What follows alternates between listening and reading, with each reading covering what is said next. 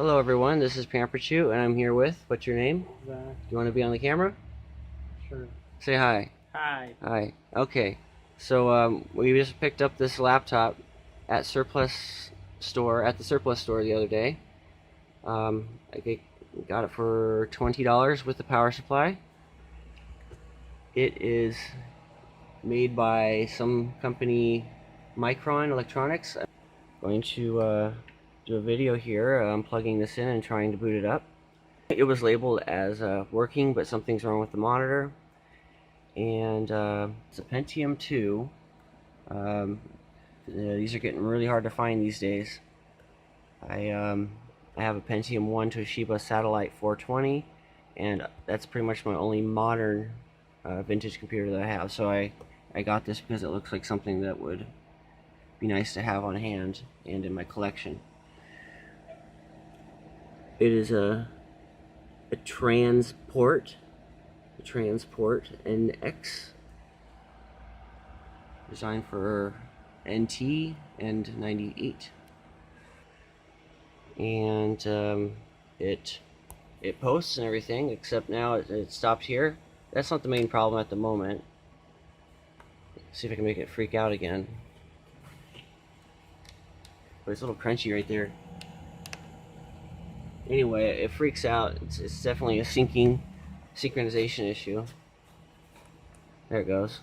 Oh, it's definitely probably in the cable that goes down here.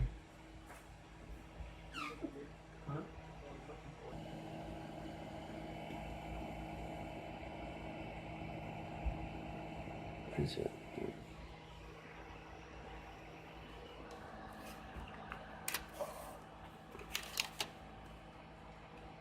Oh, what is this? A video?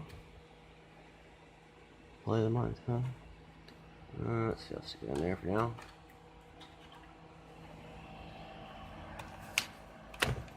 And there's nothing in the floppy. Came with the charger and everything. It's not the right charger, but it'll work. Light on. Most of these things are around 20 volts. And I don't remember Micron making laptops except for a few that were build your own kits, and I'm wondering if this was one of those build your own kits.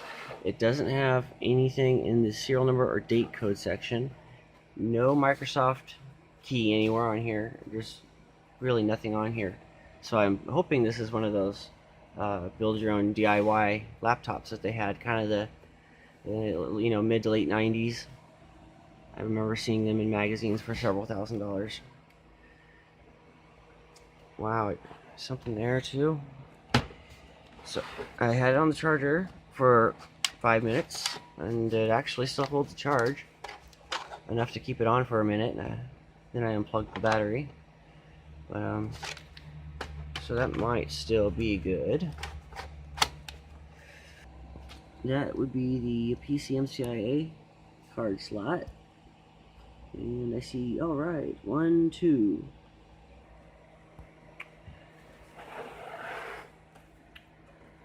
Little feet that go to the side, and little USB port behind the foot there. Did they do it over here too? No. And this is upside down, but it has PS2 serial. Assuming that's a joystick or MIDI port, parallel port, audio and maybe audio and video, USB, VGA. So here's the cover on the bottom. It looks, that must be the CPU. And a little fan connector. So can that take that out? Where'd my screwdriver go? Pause that. Well, the little heatsink came off. Doesn't seem to want to come off any further, but there's 3 screws there. I'm not going to push it too hard. I'm just going to put the heatsink back on and let's do a power on test.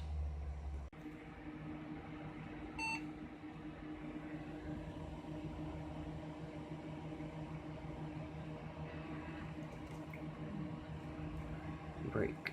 I had the brake key. Let's see. 200 megs of RAM, 333 Pentium 2.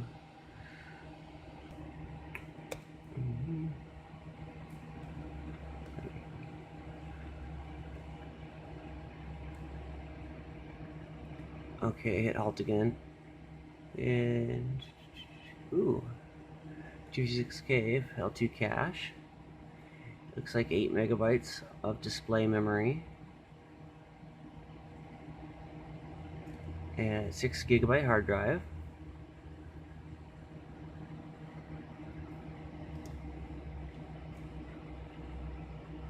Hey, look at that. Oh, somebody, what was it again? X? Yeah, it's been a while since I've seen that pop up. So it was having trouble with the display. I think it was in here. Yep. So that's going to be a super easy fix. Either it's a bad connection or a cracked solder joint, something like that. And I have the tools to fix those kind of problems. And what is it asking me here? Please insert the disc labeled 95 second edition. Okay, let me grab that. It should be right here. I'm going to reformat this either way. It was designed with these operating systems in mind, but it should be able to run anything up to Windows 2000 or maybe even XP. Alright, so I'm going to go all out upgrading this and restoring this laptop to its maximum. It's Pentium 333 with 200 megabytes of RAM and a 6 gigabyte hard drive. I have here a few hard drives that would work. This is a 160 gigabyte, and there's also what looks to be a 60 gigabyte. Probably will use the 60 gigabyte or the 160, I don't know yet, so make sure those are clear of any data. There is wireless for the PCMCIA slot, and I even have a internal PCI laptop PCI card somewhere. Boot discs if we need them. I'm burning a copy of Windows 2000 Professional and all of its service pack update stuff, so that will be done here soon. And also, if needed, I got a super disk drive for making boot discs. And over here, tons of memory. I don't know if it takes desktop or laptop memory. I'm going to be putting Windows 2000 Professional or Workstation, whatever, Workstation Edition, I can't remember the names I used to have. But I'm going to need to max out all of its memory and any other EEPROM chips. Anything that it might need. I am downloading and going to install Windows 2000 Service Pack 4 using this hard drive. This is the 60 gigabyte. And I also have a 160 if that doesn't work. Boot discs are ready, Wi-Fi, whatever, and figure out what kind of RAM it takes and max that out as well. All this extra hardware I have, most of it's for things that are 10, 15, even 20 years ago, so I think I'm all prepared there. Windows 3.1 boot discs. Actually, here's even better. There's DOS 622. Let's get started. Alright, so far I got the cover off here.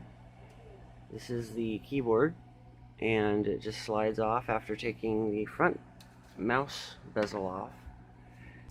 And I do believe this is a build your own laptop kind of deal because of the amount of little connectors and things that normally they would have not put in if it were installed in a factory.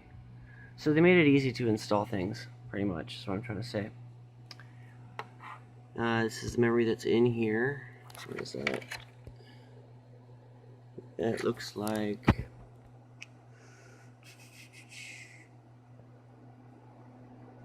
64 meg RAM.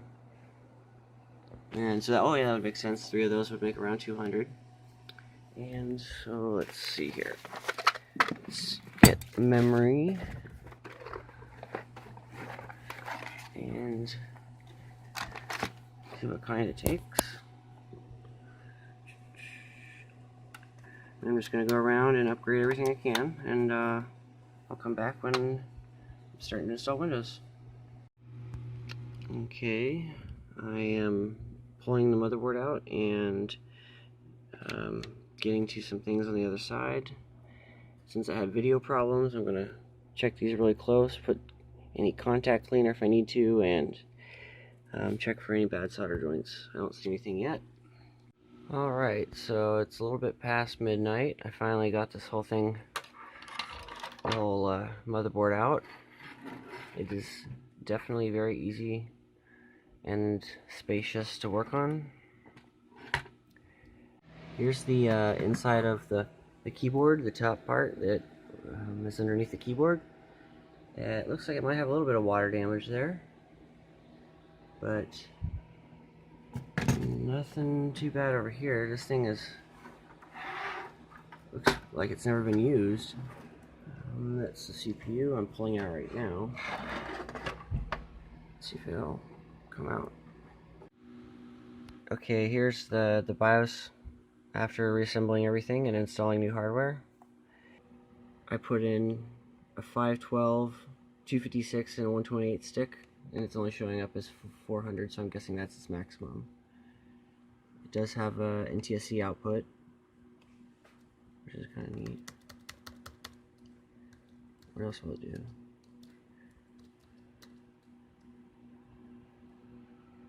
Page up, page down. There's PAL, NTSC, nothing. And LCD, CRT. Actually, I should probably put a new battery in before I mess with this. I'll just go through it really quick.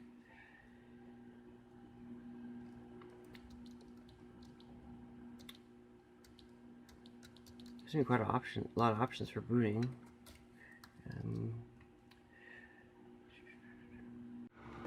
Well, it installed so fast, I barely had time to pay attention and start recording. This was its old hard drive. I barely just plugged it in to format it on another computer. So what I did, anyway, I installed it from a downloaded copy of Windows 2000 with Service Pack 4 and all the latest software that would run on that. I put it on a DVD and installed it. Maybe took 5 to 10 minutes. It was really quick. And oh, what's the disk? And while that was going, I started to build a PC MCIA wireless LAN adapter.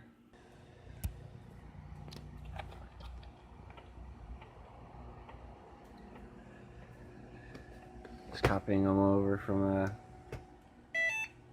hi there, from a floppy. It worked.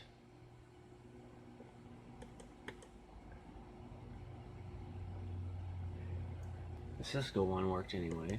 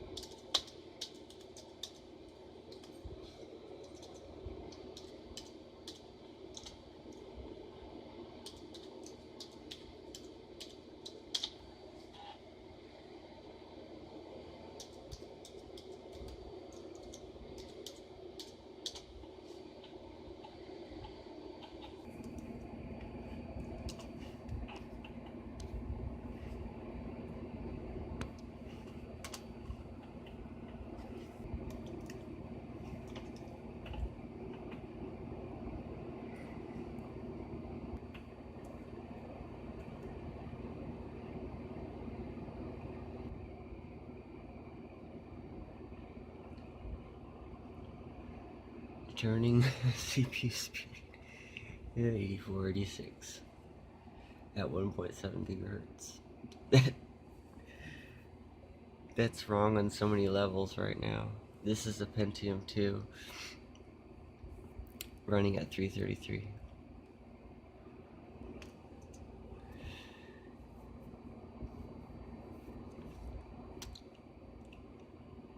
So it is 478 times the speed of the PCXT,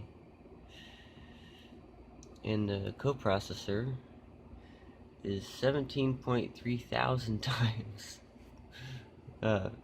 faster.